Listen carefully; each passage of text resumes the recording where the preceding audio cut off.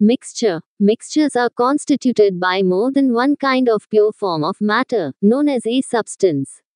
A substance cannot be separated into other kinds of matter by any physical process.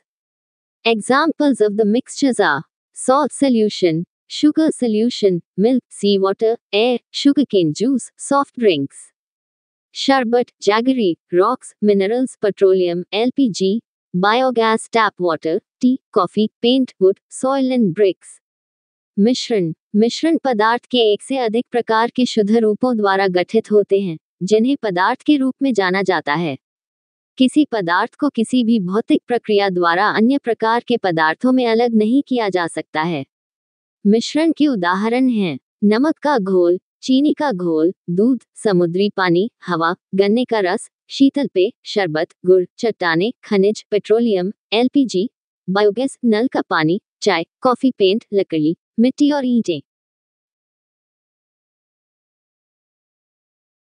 Types of mixtures. Mixtures are of two types. I. Homogeneous mixture. E. Heterogeneous mixture. Homogeneous mixtures. Those mixtures in which the substances are completely mixed together and are indistinguishable from one another are called homogeneous mixtures. A homogeneous mixture has a uniform composition throughout its mass. It has no visible boundaries of separation between the various constituents. A mixture of two or more miscible liquids is also a homogeneous mixture. Example: a mixture of sugar in water is a homogeneous mixture because all the parts of sugar solution have the same sugar-water composition and appear to be equally sweet. A mixture of alcohol in water is a homogeneous mixture. Unpolluted air is a homogeneous mixture of gases like oxygen, nitrogen, argon, carbon dioxide and water vapor. Heterogeneous mixture: those mixtures in which the substances remain separate and one substance is spread throughout the other substance as small particles, droplets or bubbles, are called heterogeneous mixtures. A heterogeneous mixture does not have a uniform composition throughout its mass. It has visible boundaries of separation between the various constituents. Mixture containing two or more miscible liquids is also a heterogeneous mixture. Example: a suspension of chalk in water is a heterogeneous mixture. The mixture of sugar and sand is a heterogeneous mixture. A mixture of petrol and water is a heterogeneous mixture. What is a solution? A solution is a homogeneous mixture of two or more substances. Component of solutions: solvent, the component of the solution that dissolves the other component in it. Usually the component present in larger amount is called the solvent. Solute, the component of the solution that is dissolved in the solvent, usually present in lesser quantity, is called the solute. Example: a solution of sugar in water is a solid in liquid solution. In this solution, sugar is the solute and water is the solvent.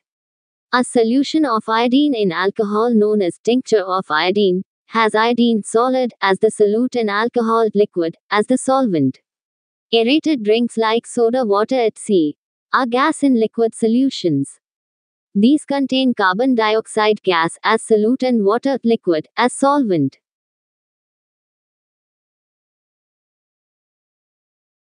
Properties of a solution. A solution is a homogeneous mixture. The size of solute particles in a solution is extremely small. It is less than 1 nanometer in diameter. The particles of a solution cannot be seen even with a microscope. The particles of a solution pass through the filter paper. So, a solution cannot be separated by filtration. The solutions are very stable. The particles of solute present in a solution do not separate out on keeping. A true solution does not scatter light. Alloys. Alloys are homogeneous mixtures of metals and cannot be separated into their components by physical methods. But still, an alloy is considered as a mixture because it shows the properties of its constituents and can have variable composition. For example, brass is a mixture of approximately 30% zinc and 70% copper. Concentration of a solution. Depending upon the amount of solute present in a solution, it can be called a dilute, concentrated, or saturated solution. Saturated solution. At any particular temperature, a solution that has dissolved as much solute as it is capable of dissolving is said to be a saturated solution. In other words, when no more solute can be dissolved in a solution at a given temperature, it is called a saturated solution. Solubility. The amount of the solute present in the saturated solution at this temperature is called its solubility. Unsaturated solution. If the amount of solute contained in a solution is less than the saturation level, it is called an unsaturated solution. The concentration of a solution is the amount of solute present in a given amount mass or volume of solution, or the amount of solute dissolved in a given mass or volume of solvent. Concentration of solution equals amount of solution, or amount of solute, amount of solvent.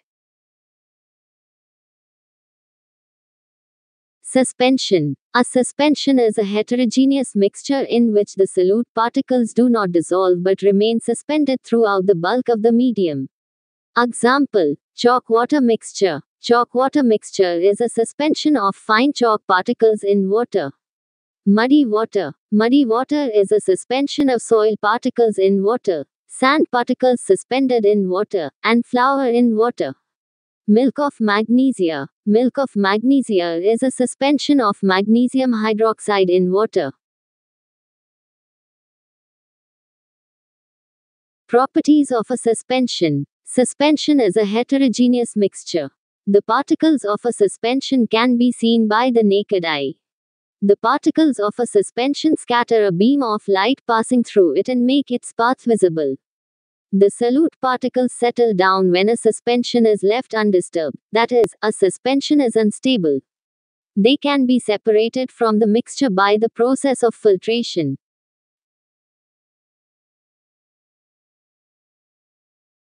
What is a colloidal solution?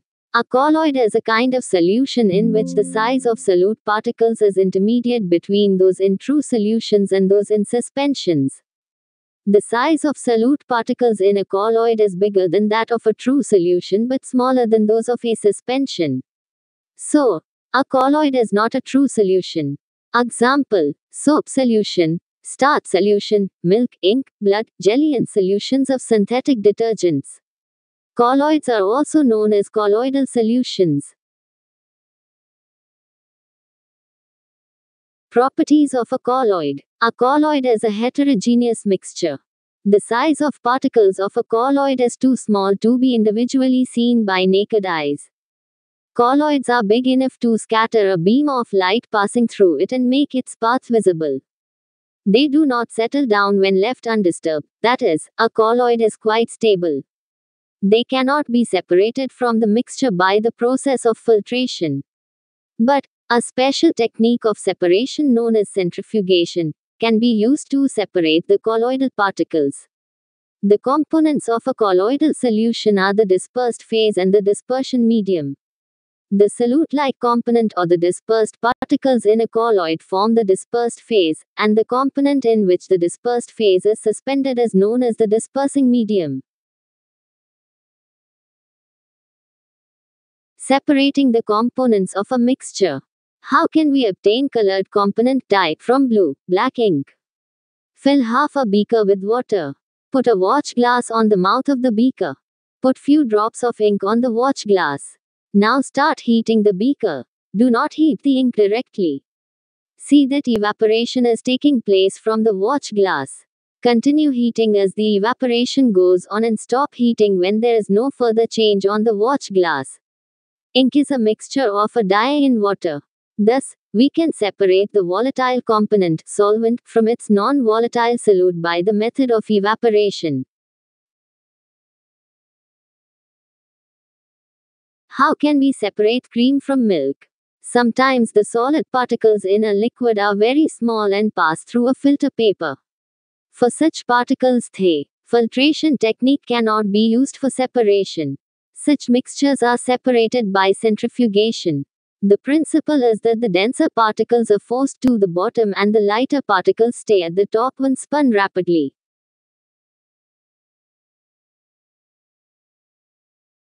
How can we separate a mixture of two immiscible liquids? Let us try to separate kerosene oil from water using a separating funnel. Pour the mixture of kerosene oil and water in a separating funnel. Let it stand undisturbed for some time so that separate layers of oil and water are formed. Open the stopcock of the separating funnel and pour out the lower layer of water carefully. Close the stopcock of the separating funnel as the oil reaches the stopcock. The principle is that immiscible liquids separate out in layers depending on their densities. How can we separate a mixture of two miscible liquids? Take the mixture in a distillation flask. Fit it with a thermometer. Arrange the apparatus. Heat the mixture slowly, keeping a close watch at the thermometer. The acetone vaporizes, condenses in the condenser and can be collected from the condenser outlet. Water is left behind in the distillation flask. This method is called distillation. It is used for the separation of components of a mixture containing two miscible liquids that boil without decomposition and have sufficient difference in their boiling points. To separate a mixture of two or more miscible liquids for which the difference in boiling points is less than 25 K, fractional distillation process is used. How can we obtain different gases from air? Air is a homogeneous mixture and can be separated into its components by fractional distillation. The air is compressed by increasing the pressure and is then cooled by decreasing the temperature to get liquid air. This liquid air is allowed to warm up slowly in a fractional distillation column, where gases get separated at different heights depending upon their boiling points. Crystallization. Crystallization is a process that separates a pure solid in the form of its crystals from a solution. Crystallization technique is better than simple evaporation technique as some solids decompose or some, like sugar, may get charred on heating to dryness. Some impurities may remain dissolved in the solution even after filtration. On evaporation, these contaminate the solid. On the basis of their chemical composition, substances can be classified either as elements or compounds. Elements. Robert Boyle was the first scientist to use the term element in 1661. Antoine Laurent Lavoisier, 1743–94, a French chemist, defined an element as a basic form of matter that cannot be broken down into simpler substances by chemical reactions. Elements can be normally divided into metals, non-metals, metalloids.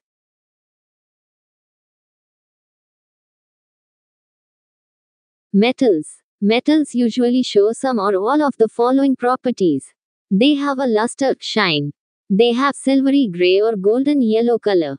They conduct heat and electricity. They are ductile, can be drawn into wires. They are malleable, can be hammered into thin sheets. They are sonorous, make a ringing sound when hit. Examples of metals: gold, silver, copper, iron, sodium, potassium, etc.